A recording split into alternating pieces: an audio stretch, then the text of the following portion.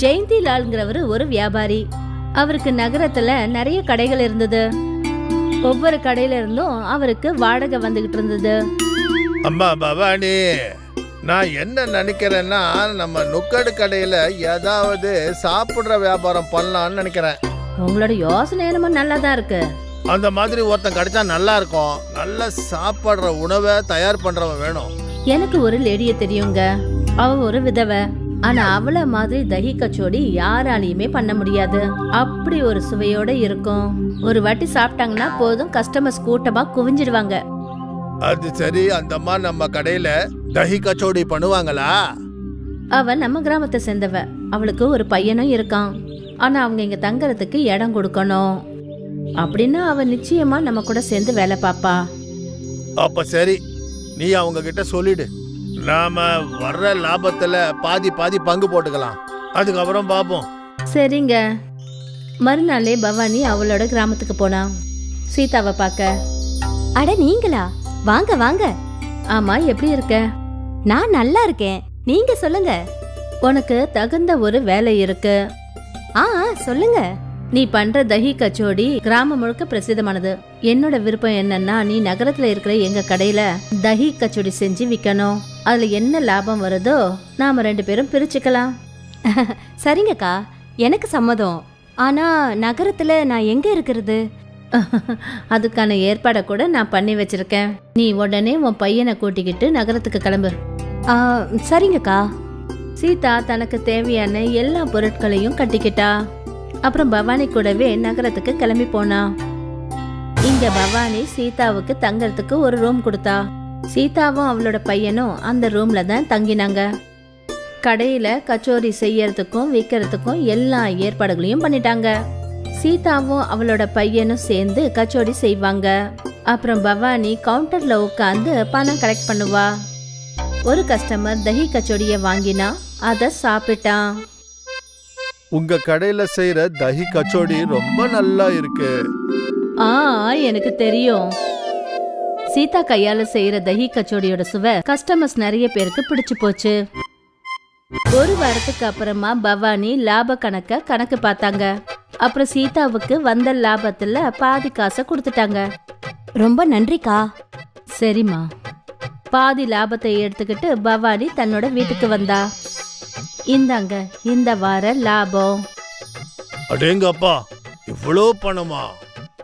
கஸ்டமருங்களுக்கு சீதா செய்யற தஹி கச்சோடி ரொம்ப பிடிச்சு போச்சு. நல்ல விஷயம். சீதாவும் அவளோட பையனும் 2 பேரும் சேர்ந்து தஹி கச்சோரி செஞ்சு வித்தாங்க. அப்புறம் இங்க பவானி கவுண்டர்ல உட்காந்து பணத்தை கலெக்ட் பண்ணிட்டு இருந்தா. ஒவ்வொரு வாரமும் வர லாபத்துல பாதி பணத்தை சீதா கையில கொடுப்பா. சில மாசமா தொடர்ந்து இந்த விஷயம் நடந்துட்டு இருந்தது. ஒரு நாள் ஜெயந்தி லாலோட மனசுல ஒரு எண்ணம் தோணுச்சு. நாளுக்கு நாள் நம்மளுடைய லாபம் அதிகமாக்கிட்டே போகுது. அது உண்மைதான். ஆனா இந்த லாபம் நமக்கு பாதி தானே கிடைக்குது.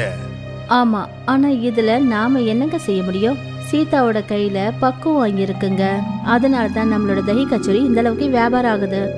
அப்போ நாம என்ன பண்ணணும்னா, லாபத்துக்கு பதிலா சீதாவுக்கு கூலி கொடுக்கூடாது. இதனால லாபம் கூட நம்மளுக்கு அதிகமாகும்ல. பவானி சீதா கிட்ட பேசுறதுக்கு வந்தா. என்னாச்சுக்கா, நீங்க இங்க வந்திருக்கீங்க? சீதா, இப்போ விலைவாசி எல்லாம் ஏறிடுச்சு. உனக்கே நல்லா தெரியும். அந்த கடை எனக்கு சொந்தமான கடை. அதனால பாதி லாபம் எனக்கு பத்த மாட்டேங்குது. பேசாம இப்படி பண்ணுவோம். நான் உனக்கு தினமும் அந்த நாளுக்கான பணத்தை கொடுத்துட்றேன். தினமும் 300 ரூபாய். ஆனா ஆரம்பத்துல வர லாபத்தை பாதி பாதி எடுத்துக்கலாம்னு சொன்னீங்க. இப்ப எதுக்கு மாத்தி பேசுறீங்க? எனக்கு என்ன தோணுதுன்னா, உன் மனசுல பேராசை வந்துடுச்சுன்னு தோணுது. பேராசை எனக்கு இல்லக்கா, உங்களுக்கு தான் வந்திருக்கு. உங்க தஹி கச்சோரி அதிகமா விற்பனை ஆனதுக்கு அப்புறமா அதிகமான பணத்தாசை ஏற்பட்டு எனக்கு நீங்க கம்மியா பணம் கொடுக்கணும்னு நினைக்கிறீங்க. இப்ப நீ என்னையே எதிர்த்து பேச ஆரம்பிச்சிட்டியா? எல்லாமே ஏன் தப்பு தான். உன்னை ஏழைன்னு நினைச்சு உன்னை இங்க நான் கூட்டிட்டு வந்தேன் பாரு. அதான் இருக்கிறதுக்கு வீடு கொடுத்தேன், வேலை கொடுத்தேன். இதுல என்னக்கா தப்பு இருக்கு? நான் என்னோட உரிமையை தானே கேக்குறேன். நாள் முழுக்க நானும் என் பையனும் கடையில வேலை பாக்குறோம். பாதி லாபம் கேக்குறது என்னோட உரிமை தானே. உடனே இந்த இடத்த விட்டு கிளம்பு. நான் வேலைக்கு வேற ஆட்களை வச்சுக்கிறேன். சீதாவும் ஷாமும் அதே நிமிஷம் அந்த இடத்த விட்டு கிளம்பினாங்க. அவங்க நடந்து போயிட்டு இருக்கும்போது ஒரு பார்க் கிட்ட போய் சேர்ந்தாங்க. சீதா பார்க் பெஞ்சில் உட்காந்துருந்தா. இப்ப நாம 2 பேரும் கிராமத்துக்கு திரும்பி போகணும். அம்மா, நாம ஏன் தஹி கச்சோடி கடை சொந்தமா ஒன்று போடக்கூடாது? நம்ம கிட்ட தான் கொஞ்சம் பணம் இருக்கு இல்லையா? அது இருக்கு, ஆனா நம்ம எந்த இடத்துல போய் தங்க முடியும்? பார்த்துக்கலாமா. சீதாவுக்கும் ஷாமுக்கும் ஒரு குடிசை வாடகைக்கு கிடைச்சது. அப்புறம் மீதி இருக்கிற பணத்துல அவங்க ஒரு கைவண்டி கடை வாங்கினாங்க. அப்புறம் இந்த கைவண்டி கடையில தஹி கச்சோடி செஞ்சு விற்க ஆரம்பிச்சாங்க. ஒரு தஹி கச்சடி குடுமா தங்கச்சி. இதோ இப்பவே கொடுக்குறேன். சீதாவோட வண்டி கடையில நிறைய ஜனங்க வந்தாங்க. அப்புறம் அவ செய்யற தஹி கச்சோடியோட சுவைய எல்லாரும் பாராட்டினாங்க. அக்கா, நீங்க செய்யற தஹி கச்சோடியோட சுவை ரொம்ப நல்லா இருக்கு. நன்றிங்க. நான் இங்க தினமும் சாப்பிட வருவேன். கண்டிப்பா வாங்க. முதல் நாளே அவங்களுக்கு நல்ல வருமானம் வந்தது. இந்த பணம் பவானி அக்கா கொடுத்த லாபத்தை விட அதிகமான பணம் இது. அப்புறம் இது மொத்தமும் நம்மளோடதுமா? ஆமா, இதே மாதிரி போயிட்டு இருந்தா நாம பட்ட கஷ்டம் எல்லாமே தீந்துடும். சீதாவும் ஷாமும் தினமும் அவங்க தள்ளு வண்டி கடையில தஹி கச்சோடி பண்ணி விற்க ஆரம்பிச்சாங்க. நாளுக்கு நாள் அவங்களோட கஸ்டமர்ஸ் கூடிக்கிட்டே போனாங்க. சீதாவும் ஷாமும் கொஞ்சம் கூட ரெஸ்டே இல்லாம உழைக்க ஆரம்பிச்சாங்க. அதனால அவங்களோட வியாபாரமும் நல்லா போய் நல்லா சம்பாதிக்க ஆரம்பிச்சாங்க. இங்க பவானி அவளோட கடையில இன்னொரு லேடிய வேலைக்கு வச்சுக்கிட்டாங்க. இதப்பா தங்கச்சி, போன வாட்டி மாதிரி இந்த வாட்டி இதனுடைய சுவை இல்லை, தப்பா நினைக்காதீங்க. சாப்பிட்றதா இருந்தா சாப்பிடு, இல்லைன்னா இங்கேருந்து இடத்த காலி பண்ண. ஒன்று, பவானியோட கச்சோரி சாப்பிட்றதுக்கு நல்லாவே இல்லை. அது மட்டும் இல்லாம அவங்க கஸ்டமர்ஸ் கிட்ட ஒழுங்காவே பேசுறது கிடையாது. இந்த காரணத்துக்காக இவங்களோட வியாபாரம் முழுகிக்கிட்டு இருந்தது. ஒரே மாசத்துல கஸ்டமர்ஸ் எல்லாம் போயிட்டாங்க. இப்போ பவானியோட லாபத்தை விடுங்க, என்ன செலவு பண்ணாங்களோ அதுவே அவங்களால வெளியே எடுக்க முடியல. இந்த வாரம் எந்த வியாபாரமும் நடக்கல. எனக்கு என்ன தோணுதுன்னா, பேசாம நீ கச்சோடி வியாபாரத்தை விட்டுடணும். நான் அந்த கடைய வாடகைக்கு விட்டு ஏதாவது சம்பாரிச்சுட்டு போறேன். அநேகமா இதுதான் சரியா இருக்கும். பவானி தஹி கச்சோடி கடைய மூடிட்டாங்க. அப்புறம் இங்க சீதாவும் ஷியாமும் நல்ல முன்னேறிட்டாங்க. அவங்க ஒரு கடைய வாடகைக்கு கூட எடுத்துக்கிட்டாங்க. சீதாவும் ஷாமோட உழைப்பும் நல்ல முன்னேற்றத்தை கொடுத்தது. அதுவே பேராசை பிடிச்ச ஜெயந்திலால் அப்புறம் அவரோட மனைவி பவானி அவங்களோட ஆசை அவங்களே அழிச்சிருச்சு. அவங்களோட தஹி கச்சேரியோட கடை மூடப்பட்டது. இதுக்கு தான் சொல்லுவாங்க, நேர்மையா வேலை செய்யறது எப்பவுமே நியதியானது. ஒருவேளை ஜெயந்திலாலும் அவரோட மனைவி பவானியும் சீதாவுக்கு கொடுக்க வேண்டிய லாபத்தை ஒழுங்கா கொடுத்துருந்தாங்கன்னா இன்னைக்கு அவங்களோட பணமும் பல மடங்கு உயர்ந்திருக்கும். ஆனா அவங்களோட பேராசை அவங்க கண்ணையே மறைச்சிடுச்சு. குசும் கணவரை இழந்துட்டாங்க. அவங்களுக்குன்னு குணாலன்னு ஒரே ஒரு பையன். அவங்க கூட தான் இருக்காங்க. அவங்க குணால ரொம்ப பாசமா வளர்த்தாங்க. இப்போ அவனுக்கு கல்யாண வயசு வந்திருக்கு. ஒரு நாள் குணால் ஆபீஸ்ல இருந்து திரும்ப வந்தப்போ குசும் சொன்னாங்க, குணால், நான் உன்கிட்ட கொஞ்சம் பேசணும். சொல்லுங்க. நீ கை காலை கழுவிக்கிட்டு சாப்பிட உட்காரு, அப்புறம் சொல்றேன். சரிம்மா, நீ சாப்பாடு போடு, அதுக்கப்புறம் பேசலாம். குசும் சூடான சாப்பாட்டை பரிமாறினாங்க. அப்புறம் குணால் கை கால் கழுவிக்கிட்டு சாப்பிட உட்காந்துக்கிட்டான். அவன் ஒரு பிளேட் எடுத்து பார்த்தப்போ அதுல ருசியான சாப்பாடு இருந்தது. அப்புறம் இன்னொரு பிளேட்ல பார்த்தா அதுல சில போட்டோஸ் இருந்தது. இதெல்லாம் என்னம்மா? இவ்வளோ போட்டோஸ் இந்த பிளேட்ல எதுக்குமா? நான் இத பத்தி தான் உன்கிட்ட பேச நினைச்சேன். இது பொண்ணுங்களோட போட்டோஸ். இதுல யாரு உனக்கு பிடிச்சிருக்காங்கன்னு எனக்கு சொல்லு. அம்மா, எனக்கு கல்யாணம் பண்ணிக்க விருப்பம் இல்லை. அப்படி இருந்தாலும் எதுக்குமா வற்புறுத்துறேன்? கல்யாணம் பண்ணிக்க மாட்டேன்னு எப்ப பார்த்தாலும் சொல்லிக்கிட்டே இருக்க. இப்போ உனக்கு கல்யாண வயசு வந்துச்சு. அப்புறம் நானும் மருமகளையும் பேர குழந்தைங்களையும் பார்க்கணும்ல. என்னோட தோழிகள் எல்லாருமே பாட்டிங்க ஆயிட்டாங்க. ஆனா நான் இன்னமும் உனக்காக வீட்டு வேலை செஞ்சிட்டு இருக்கேன். நான் சொன்னல எனக்கு கல்யாணம் வேணாம்னு. நான் என்னோட தோழிகளோட உட்கார்ந்தப்பெல்லாம் அவங்க அவங்களோட மருமகள்களை குத்தம் சொல்லிட்டு இருப்பாங்க. ஆனா எனக்கு மருமகளே இல்ல. இனி யார குத்தம் சொல்றது? அப்படியா? சண்டை போடாத உனக்கு மருமக வேணுமா? அட, அது இல்லடா. நான் உன்னோட சந்தோஷமான குடும்பத்தை பார்க்க விரும்புறேன். உங்க அப்பா போனதுக்கு அப்புறம் எனக்குன்னு நீ மட்டும்தான் இருந்த. உனக்காக தான் நான் வாழ்ந்துட்டு இருக்கேன். உனக்குன்னு ஒரு வாழ்க்கை அமைஞ்சிடுச்சுன்னா நான் உங்க அப்பா கிட்ட நிம்மதியா அடுத்த நாளே போனாலும் எனக்கு கவலையே இருக்காது. அம்மா இப்படிலாம் எதுக்கு பேசுற நீ? சரி ஓகே, நான் கல்யாணம் பண்ணிக்கிறேன், நீ வருத்தப்படாத. கண்ணை தொடச்சிக்கோ. குணால் கல்யாணத்துக்கு ஒத்துக்கிட்டான். அப்புறம் குசும் குணாலுக்காக ஒரு நல்ல பொண்ணா பார்த்து கல்யாணம் பண்ணி வச்சுட்டா. ஆனா குணாலுக்கும் குசும்க்கும் தெரியாத விஷயம் என்னன்னா, பார்க்கறதுக்கு அந்த பொண்ணு அழகா இருந்தாலும் அவளோட மனசு மோசமா இருந்தது. மருமகளே, மதியம் ஆக போகுது, இப்போவாவது ஏந்திரி. என்னது, என்ன நீங்க நிம்மதியாவே தூங்க விட மாட்டேங்கிறீங்க? சரி, இப்போ மதியம் ஆயிடுச்சு, அதனால என்ன இப்போ? அது எப்பவுமே நடக்கிறது தான். எனக்கு எப்பவுமே லேட்டா ஏந்திரிக்கிறது தான் பழக்கம். அப்புறம் அத்தை, எனக்காக டீ கொண்டு வாங்க, எனக்கு பெட் டீ தான் பழக்கம். குசும் பிங்கியோட நடவடிக்கைய பார்த்து ரொம்பவே கவலைப்பட்டாங்க.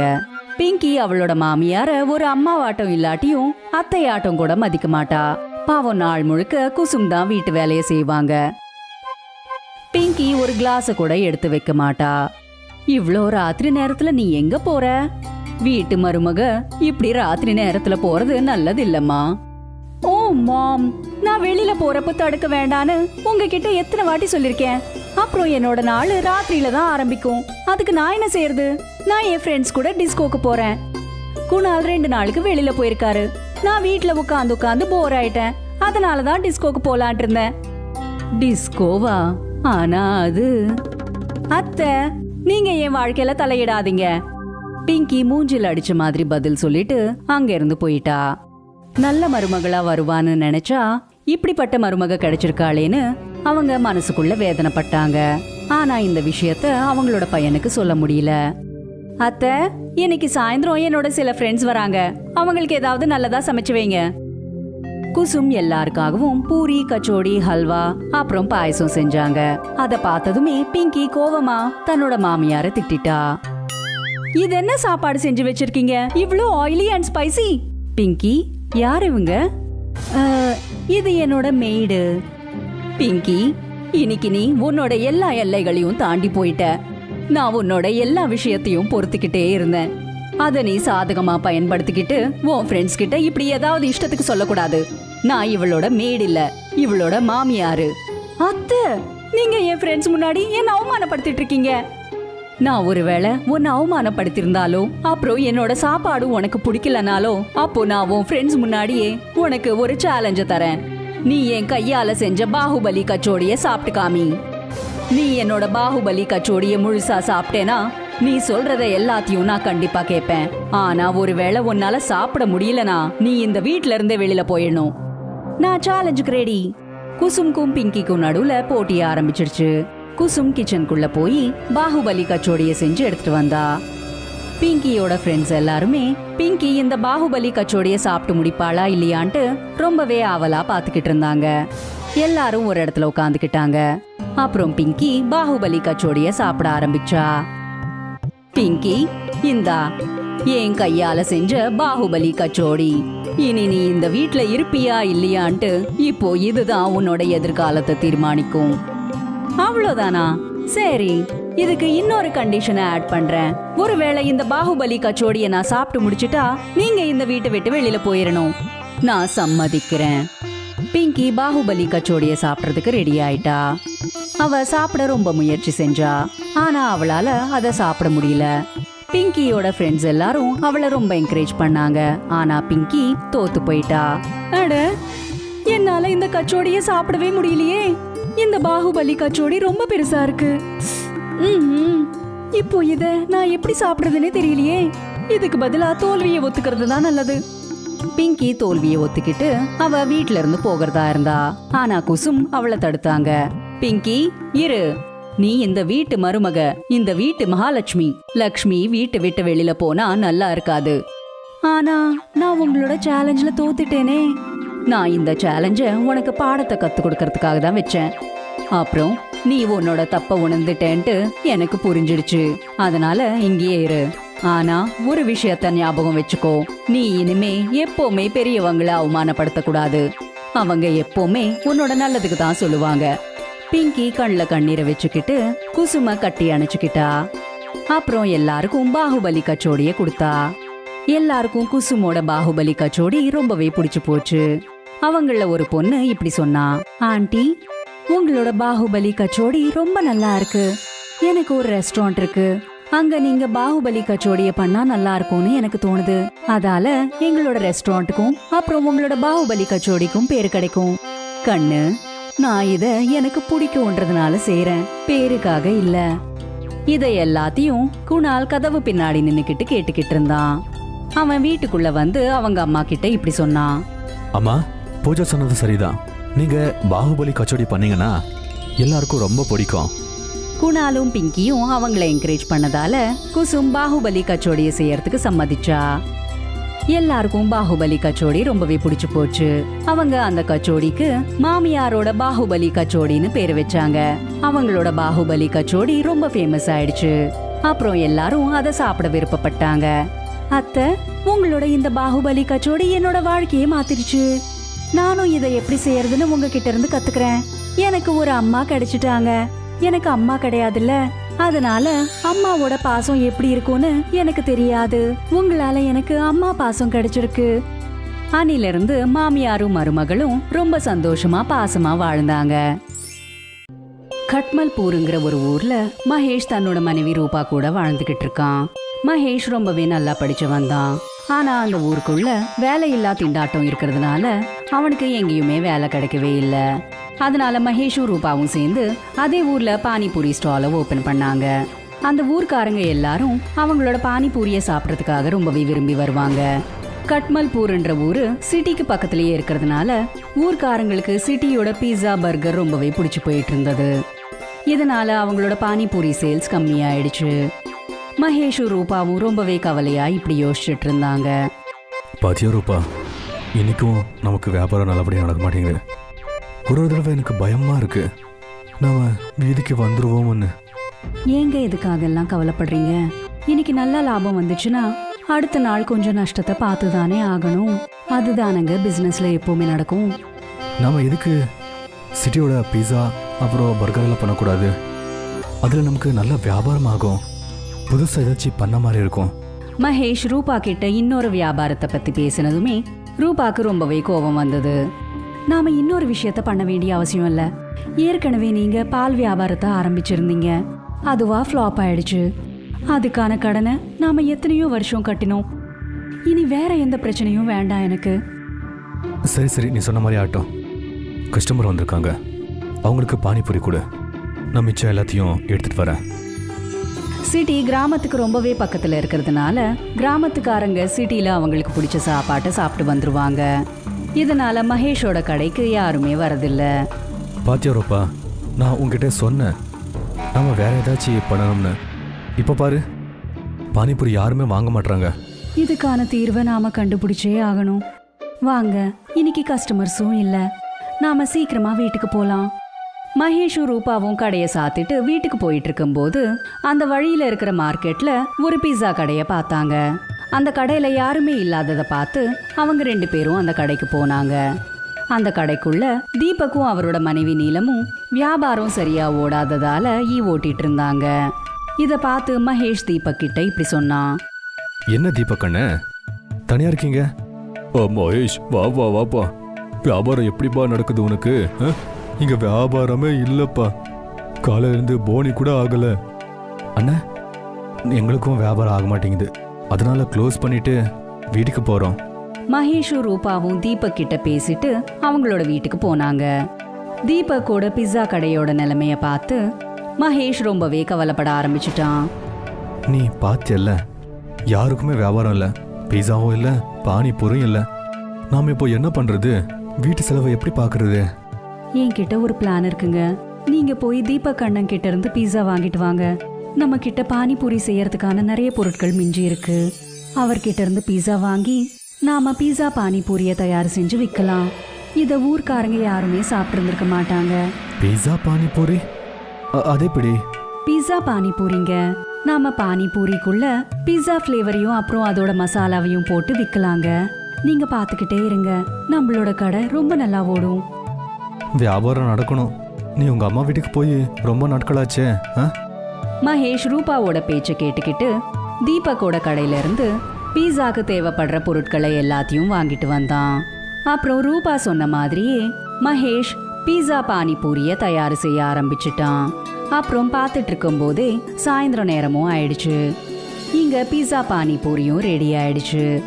அந்த பீஸா பானிபூரியோட அழக பார்த்து 2 பேரும் ரொம்ப சந்தோஷப்பட்டாங்க. பாரு, இவ்வளோ அழகா இருக்கு.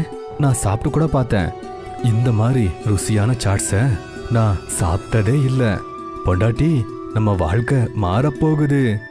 ஏங்க ரொம்ப எக்ஸைட் ஆகாதீங்க. பாருங்க, கஸ்டமர்ஸ் வரதுக்கான நேரமும் ஆயிடுச்சு.